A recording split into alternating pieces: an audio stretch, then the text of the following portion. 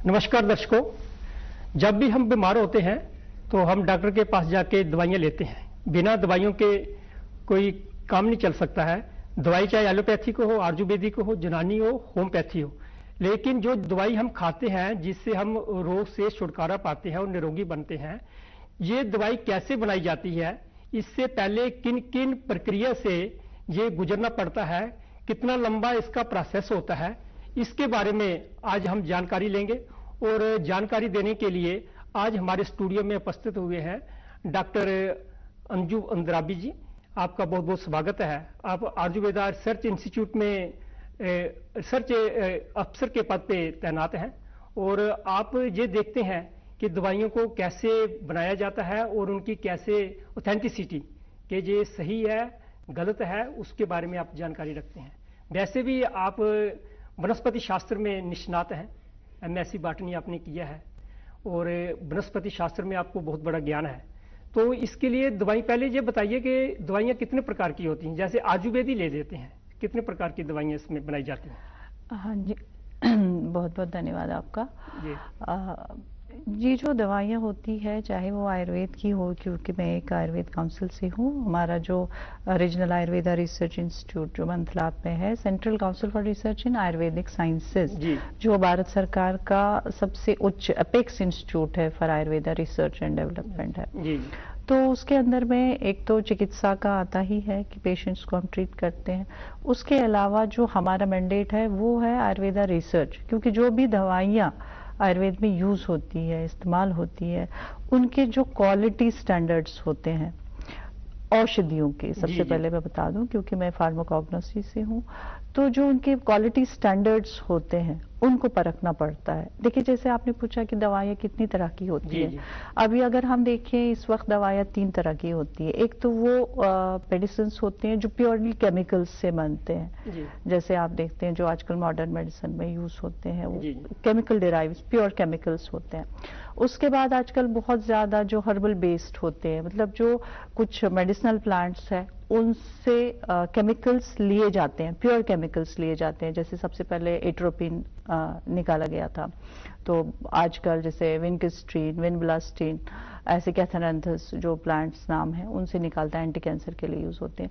वो plant based है, मतलब प्लांट से वो केमिकल्स एक्सट्रैक्ट किए जाते हैं और उनसे दवाइयाँ बनाई जाती है। लेकिन हमारा जो जैसे आयुर्वेद है, ये उसमें क्या है, एक केमिकल हो गया। हाँ जी, अभी तीसरा प्रकार जो है जैसे आयुर्वेद में यूज होता है, वो पूरी औषधियाँ इस्तेमाल होती है, उसमें केमिकल्स नहीं निकाले जाते हैं। जैसे मैं आपको बता दूं कि जब केमिकल बेस्ड दवाई होती है तो पेशेंट खा लेता है, उसको असर तो तुरंत हो जाता है, ठीक है, लेकिन हमारी जो बॉडी का सिस्टम है उसमें कुछ बाई प्रोडक्ट्स बनते हैं, तो उन बाई प्रोडक्ट्स की वजह से क्या होता है, साइड इफेक्ट्स, दुष्प्रभाव पड़ते हैं, दुष्प्रभाव पड़ते हैं।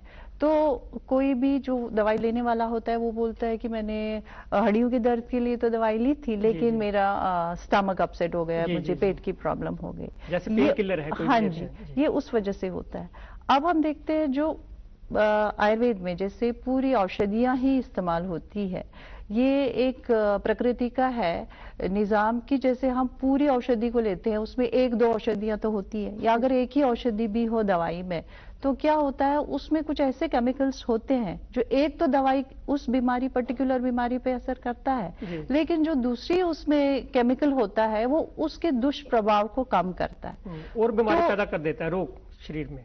नहीं, वो तो वो जो दूसरा जो होता है, जैसे मैंने आपको बोला कि जो एक औषधि है उसमें एक केमिकल तो है जो बीमारी पे असर करता है, उसको सही करने में मदद तो देता है, लेकिन जो दूसरा केमिकल होता है वो उस वाले रसायन का दुष्प्रभाव कम करने के लिए होता है। इसीलिए हम बोलते हैं कि अगर हमने आयुर्वेद की दवाई खा ली, आयुर्वेद चिकित्सा वाली दवाई खा ली, तो उसका कोई इतना साइड इफेक्ट नहीं होता है, क्योंकि उसमें हम बोलते हैं कि एक हॉलिस्टिक अप्रोच है, क्योंकि हमने एक केमिकल नहीं निकाला, हमने पूरी की पूरी औषधि दे दी, तो उस औषधि से उसकी बीमारी भी ठीक होती है। हाँ, भले ही उसमें थोड़ा सा टाइम लगता है प्योर केमिकल से, लेकिन उसमें जो साइड इफेक्ट होता है वो उस औषधि का दूसरा केमिकल अपने आप ही कंपनसेट कर लेता है, तो इसलिए उसको उसका दुष्प्रभाव नहीं पड़ता है।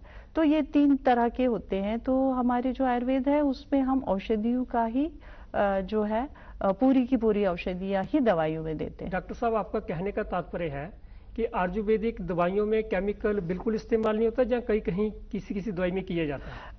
जो हम बोले प्योर केमिकल्स हम लोग आयुर्वेद में बिल्कुल इस्तेमाल नहीं होता है। पूरी की पूरी औषधि ही इस्तेमाल, एक पूरा का पूरा मेडिसिनल प्लांट का पार्ट ही यूज होता है। जी जी। और उस पार्ट में जैसे मैं आपको बता दूं, कोई अगर जड़ी है जी जी। तो जड़ी में एक तो वो इंग्रेडिएंट रहता है जिसकी वजह से कोई पर्टिकुलर बीमारी ठीक होती है, और उसके बाद उसमें वो भी रहता है कि जो उसके दुष्प्रभाव को भी ज्यादा खराब नहीं होने देता है। तो इस तरह से साइड इफेक्ट नहीं होता है। डॉक्टर साहब, जैसे ना एलोपैथिक में एक बीमारी के लिए 3-4 दवाइयाँ दी जाती हैं। गैस की जैसे हो गई, पेन का रिलीफ हो गया, या जो रोग है उसका निदान के लिए।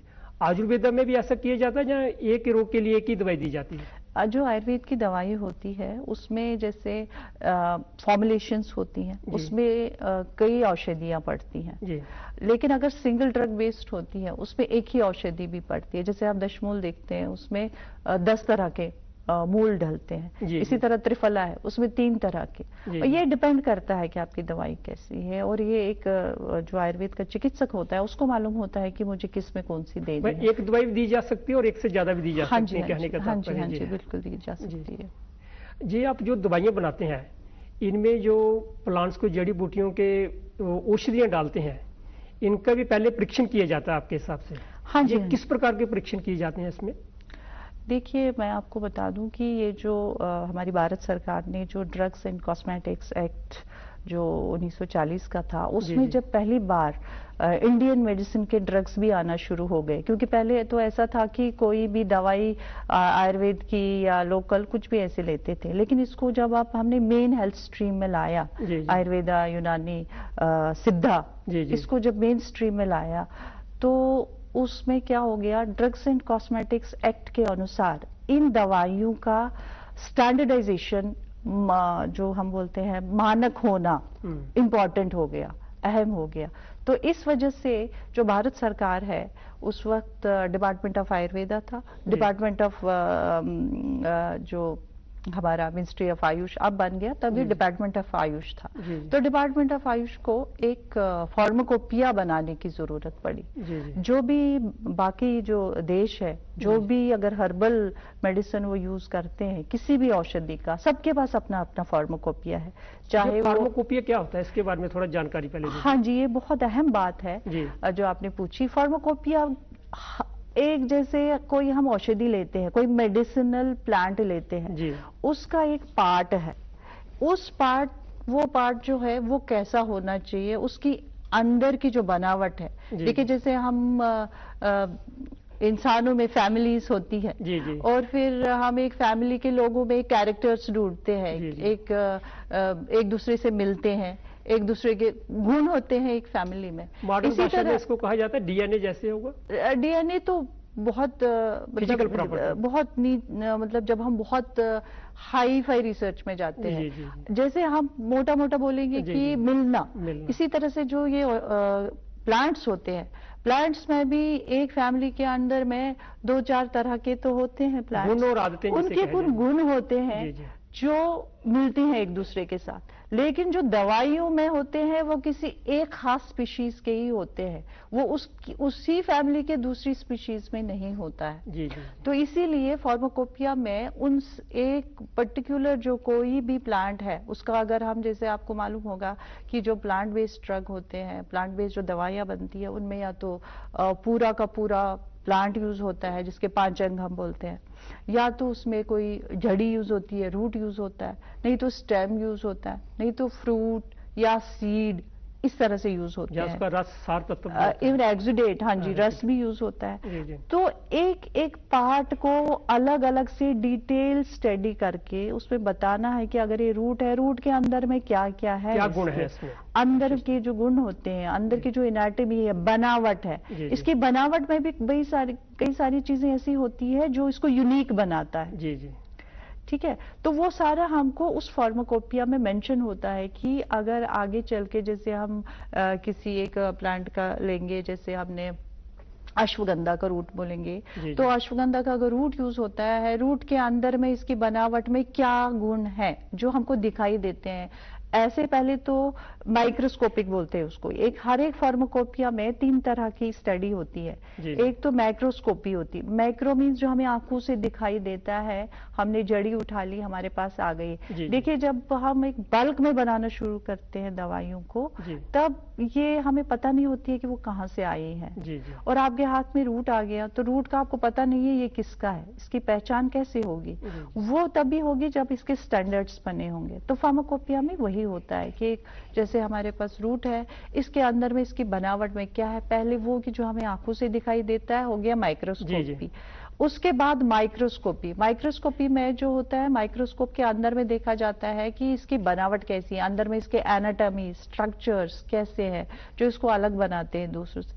फिर उसके बाद उसको ऑर्गेनोलेप्टिक मतलब हमको उसका टेस्ट देखना होता है, कैसा है इसका टेस्ट।